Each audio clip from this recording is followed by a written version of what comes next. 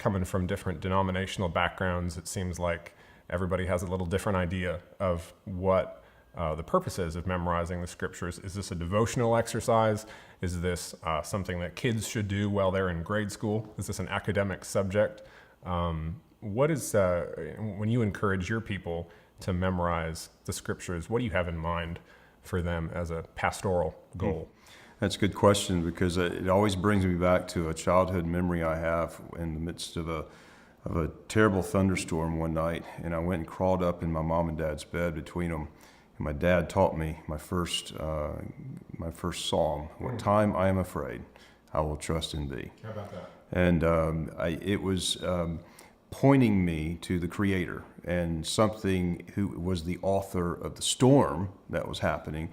And now I can find solace in knowing that person. And in the scripture memory, even the psalmist says, thy word have I hidden in my heart that I might not sin against thee. So the Psalms are relational. They are something that is not to be done in a perfunctory matter, but something so that we have this relationship with our God.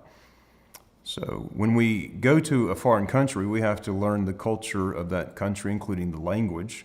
And it's very much like what God has given us in these Psalms. He's given us songs to learn, Psalms that are incorporating with promises who He is.